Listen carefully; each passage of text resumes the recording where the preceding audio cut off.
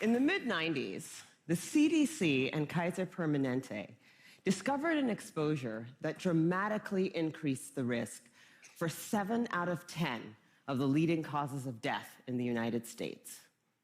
In high doses, it affects brain development, the immune system, hormonal systems, and even the way our DNA is read and transcribed.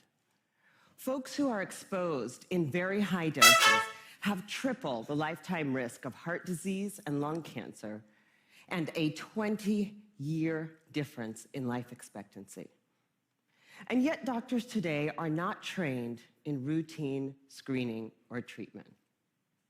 Now, the exposure I'm talking about is not a pesticide or a packaging chemical. It's childhood trauma. Okay, what kind of trauma am I talking about here? I'm not talking about failing a test or losing a basketball game. I am talking about threats that are so severe or pervasive that they literally get under our skin and change our physiology. Things like abuse or neglect, or growing up with a parent who struggles with mental illness or substance dependence. Now, for a long time, I viewed these things in the way I was trained to view them, either as a social problem, refer to social services, or as a mental health problem, refer to mental health services.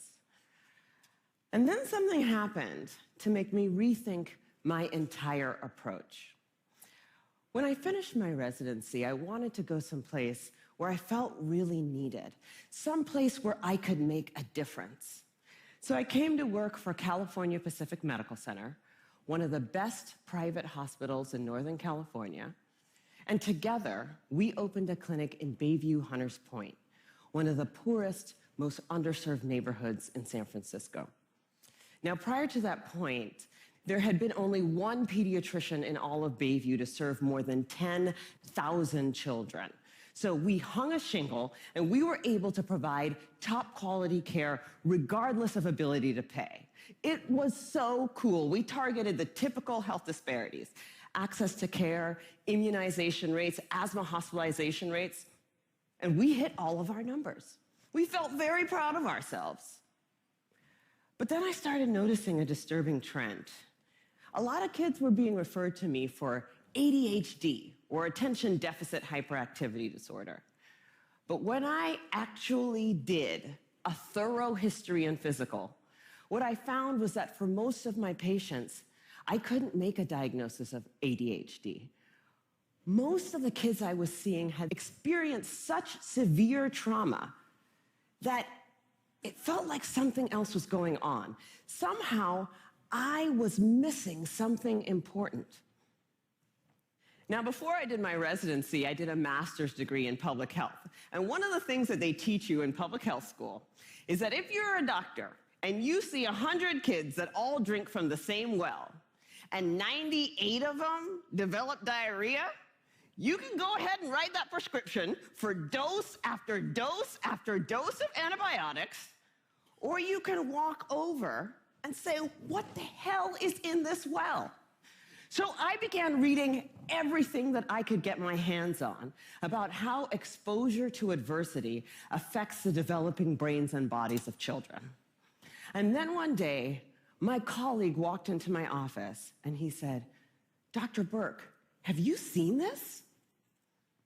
In his hand was a copy of a research study called the Adverse Childhood Experiences Study. That day changed my clinical practice and ultimately my career. The Adverse Childhood Experiences Study is something that everybody needs to know about. It was done by Dr. Vince Felitti at Kaiser and Dr. Bob Onda at the CDC, and together they asked 17,500 adults about their history of exposure to what they called adverse childhood experiences, or ACEs. Those include physical, emotional, or sexual abuse, physical or emotional neglect, parental mental illness, substance dependence, incarceration, parental separation or divorce, or domestic violence. For every yes, you would get a point on your ACE score. And then what they did was they correlated these ACE scores against health outcomes. What they found was striking. Two things. Number one, ACEs are incredibly common. 67% of the population had at least one ACE, and 12.6%, 1 in 8, had 4 or more ACEs. The second thing that they found was that there was a dose-response relationship between ACEs and health outcomes. The higher your ACE score, the worse your health outcomes. For a person with an ACE score of 4 or more, their relative risk of chronic obstructive pulmonary disease was 2.5 times that of someone with an ACE score of 0. For hepatitis, it was also 2.5 times. For depression, it was 4.5 times. For suicidality, it was 12 times. A person with an ACE score of 7 or more had triple the lifetime risk of lung cancer and 3.5 times the risk of ischemic heart disease, the #1 killer in the United States of America. Well, of course, this makes sense. You know, some people looked at this data and they said, come on, you have a rough childhood, you're more likely to drink and smoke and do all these things that are going to ruin your health. This isn't science. This is just bad behavior. It turns out this is exactly where the science comes in. We now understand, better than we ever have before, how exposure to early adversity affects the developing brains and bodies of children. It affects areas like the nucleus accumbens, the pleasure and reward center of the brain that is implicated in substance dependence. It inhibits the prefrontal cortex, which is necessary for impulse control and executive function, a critical area for learning. And on MRI scans, we see measurable differences in the amygdala, the brain's fear response center. So there are real neurologic reasons why folks exposed to high doses of adversity are more likely to engage in high-risk behavior, and that's important to know. But it turns out that even if you don't engage in any high-risk behavior, you're still more likely to develop heart disease or cancer. The reason for this has to do with the hypothalamic pituitary adrenal axis, the brain's and body's stress response system that governs our fight or flight response. How does it work? Well, imagine you're walking in the forest and you see a bear. Immediately, your hypothalamus sends a signal to your pituitary, which sends a signal to your adrenal gland that says, release stress hormones, adrenaline, cortisol. And so your heart starts to pound, your pupils dilate, your airways open up, and you are ready to either fight that bear or run from the bear. And that is wonderful if you're in a forest and there's a bear. But the problem is what happens when the bear comes home every night. And this system is activated over and over and over again. And it goes from being adaptive or life-saving to maladaptive or health-damaging. Children are especially sensitive to this repeated stress activation because their brains and bodies are just developing. High doses of adversity not only affect brain structure and function, they affect the developing immune system, developing hormonal systems, and even the way our DNA is read and transcribed. So for me, this information threw my old training out the window, because when we understand the mechanism of a disease, when we know not only which pathways are disrupted, but how, then as doctors, it is our job to use this science for prevention and treatment. That's what we do. So in San Francisco, we created the Center for Youth Wellness to prevent, screen, and heal the impacts of ACEs and toxic stress. We started simply with routine screening of every one of our kids at their regular physical, because I know that if my patient has an ACE score of 4, she's 2.5 times as likely to develop hepatitis or COPD. She's 4.5 times as likely to become depressed, and she's 12 times as likely to attempt to take her own life as my patient with 0 ACEs. I know that when she's in my exam room.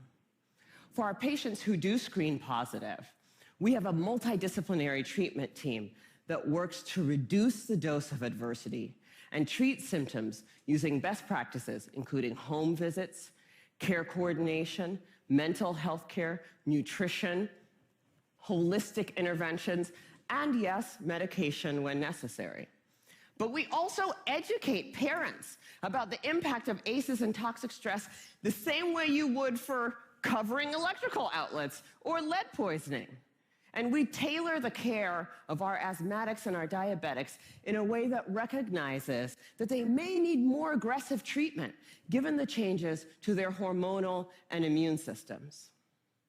So the other thing that happens when you understand this science is that you want to shout it from the rooftops, because this isn't just an issue for kids in Bayview. I figured the minute that everybody else heard about this, it would be routine screening, multidisciplinary treatment teams, and it would be a race to the most effective clinical treatment protocols. Yeah, that did not happen. And that was a huge learning for me. What I had thought of as simply best clinical practice, I now understand to be a movement. In the words of Dr. Robert Block, the former president of the American Academy of Pediatrics, adverse childhood experiences are the single greatest unaddressed public health threat facing our nation today. And for a lot of people, that's a terrifying prospect. The scope and scale of the problem seems so large that it feels overwhelming to think about how we might approach it.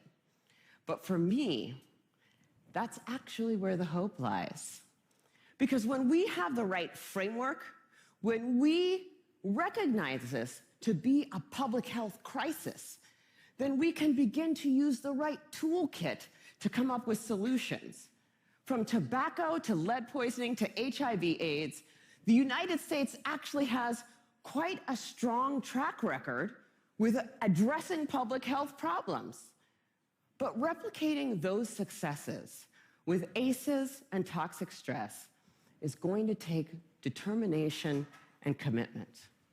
And when I look at what our nation's response has been so far, I wonder, why haven't we taken this more seriously? You know, at first, I thought that we marginalized the issue because it doesn't apply to us, right? That's an issue for those kids in those neighborhoods, which is weird, because the data doesn't bear that out. The original ACEs study was done in a population that was 70% Caucasian, 70% college educated. But then, the more I talk to folks, I'm beginning to think that maybe I had it completely backwards. If I were to ask, how many people in this room grew up with a family member who suffered from mental illness? I bet a few hands would go up. And then if I were to ask how many folks had a parent who maybe drank too much, or who really believed that if you spare the rod, you spoil the child, I bet a few more hands would go up. Even in this room, this is an issue that touches many of us.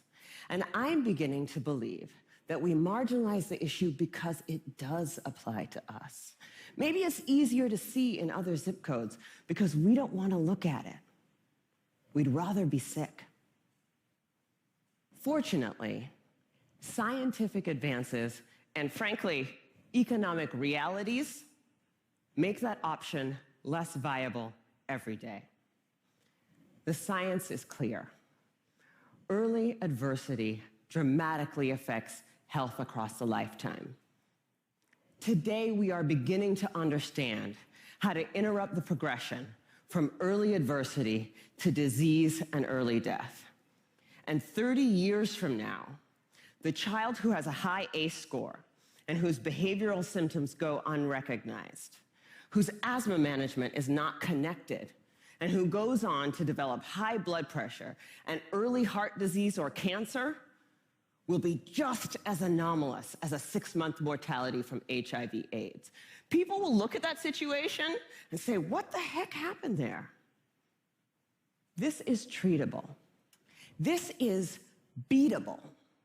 The single most important thing that we need today is the courage to look this problem in the face and say, this is real, and this is all of us.